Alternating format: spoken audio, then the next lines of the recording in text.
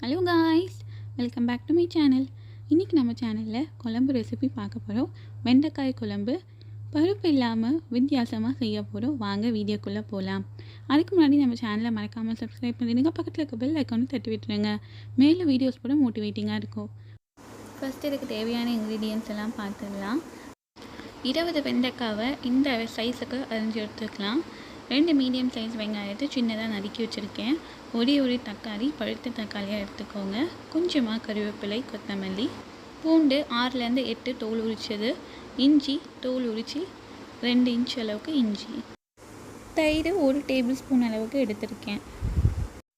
செய்யறதுக்கு முன்னாடி நம்மளுக்கு தேவையான பொருட்கள் எல்லாம் மிக்ஸி ஜாரில் சேர்த்து மைய பேஸ்ட் அரைச்சி எடுத்துகிட்டு வந்துடலாம்.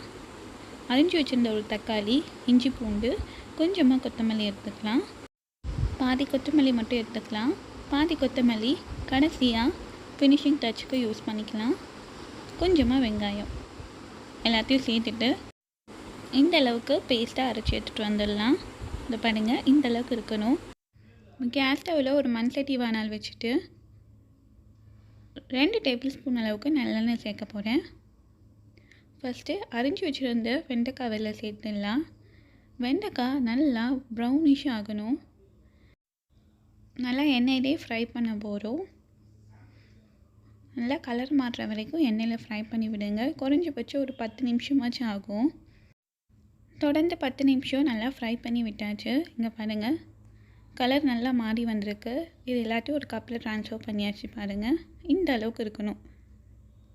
வெண்டைக்காய் ஃப்ரை பண்ணுறப்ப செம்ம வாசனை வரும்.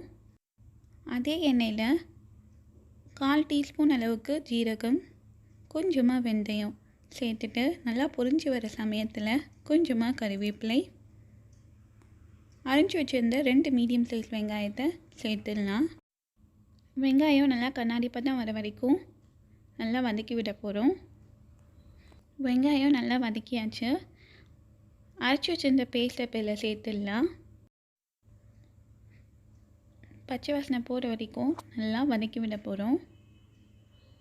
இதோட பச்சை வாசனைலாம் சுத்தமாக போயாச்சு. இது எண்ணெய் பிரிஞ்சு வரட்டும், அது வரைக்கும் வெயிட் பண்ணலாம். ஒரு கப்பில் 2 டேபிள் ஸ்பூன் அளவுக்கு தயிர் எடுத்து வச்சுருந்தோம்.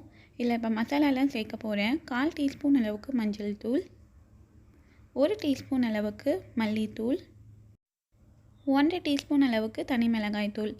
உங்களுக்கு வேணும்னா நீங்கள் சாம்பார் தூள் கூட சேர்த்துக்கலாம். இது என்ன தான் நம்ம கையில் மிக்ஸ் பண்ணாலும் திப்பி திப்பியாக இருக்கும். மிக்ஸி ஜாரில் சேர்த்து நல்லா பல்ஸில் 2 சுற்றி எடுத்துகிட்டு வர போகிறேன். சாம்பார் நல்லா எண்ணெய்லாம் பிரிஞ்சு வந்துடுச்சு. பச்சை வாசனை போயாச்சு. 1 ஸ்பூன் அளவுக்கு கடலை மாவு சேர்த்துக்கலாம். ஏன்னா குழம்பு திக்னஸ் கொடுக்கறதுக்காக 1 ஸ்பூன் அளவுக்கு கடலை மாவு சேர்த்துருக்கேன். கடலை மாவு சேர்த்துட்டு அதோட பச்சை வாசனை போயிட்டக்கப்புறம் தயிரில் மசாலாலாம் சேர்த்து அரைச்சி வச்சுருந்தோம், அதை சேர்த்துக்கலாம். சேர்த்துட்டு மசாலாவோட பச்சை வாசனை போகிற வரைக்கும் நல்லா வதக்கி விட்டுட்டு போகிறோம். மசாலாவோட பச்சை வாசனைலாம் போய் எண்ணெய் நல்லா பிரிஞ்சு வந்துடுச்சு. இப்போ இந்த குழம்புக்கு தேவையான அளவுக்கு உப்பு சேர்த்துருக்கேன். ஃப்ரை பண்ணி எடுத்துக்கிட்ட வெண்டைக்காயோ இல்லை சேர்த்துடலாம். வெண்டைக்காயை சேர்த்துட்டு இந்த குழம்போடு நல்லா மிக்ஸ் பண்ண போகிறோம். மிக்ஸ் பண்ணிவிட்டு இதுக்கு தேவையான அளவுக்கு தண்ணி சேர்க்க போகிறேன். 1 கிளாஸ் அளவுக்கு நான் தண்ணி சேர்த்துருக்கேன். உங்களுக்கு எந்த அளவுக்கு தண்ணியாக வேணுமோ அந்த அளவுக்கு சேர்த்துக்கோங்க. தண்ணி சேர்த்துட்டு லிட் போட்டு க்ளோஸ் பண்ணிடலாம். 6லேருந்து 8 நிமிஷம் லோ ஃப்ளேமில் விட்டுடலாம். நடுவில் எடுத்து ஒரே ஒரு முறை கிளறி விடுங்க. ஒரு 8 நிமிஷம் கழித்து பார்க்குறேன். பாருங்கள், எண்ணெய்லாம் நல்லா பிரிஞ்சு வந்திருக்கு. குழம்பு ரெடி ஆகிடுச்சு. இதை இறக்கியாச்சு. இறக்கி வச்சிட்டக்கப்புறமும் நல்லா கொதிக்குது பாருங்கள். இதுக்கு தேவையான அளவுக்கு நறுக்கின கொத்தமல்லியை சேர்த்தாச்சு. எண்ணெய் நல்லா மிதக்க ரொம்பவே புது சுவையான குழம்பு ரெசிபி ரெடி ஆகிடுச்சு. கண்டிப்பாக இந்த வெண்டைக்காய் குழம்பை ட்ரை பண்ணி பாருங்கள். இந்த வீடியோ உங்களுக்கு பிடிச்சிருந்தால் மறக்காமல் நம்ம சேனலை சப்ஸ்கிரைப் பண்ணிவிடுங்க. தேங்க்ஸ் ஃபார் வாட்சிங்.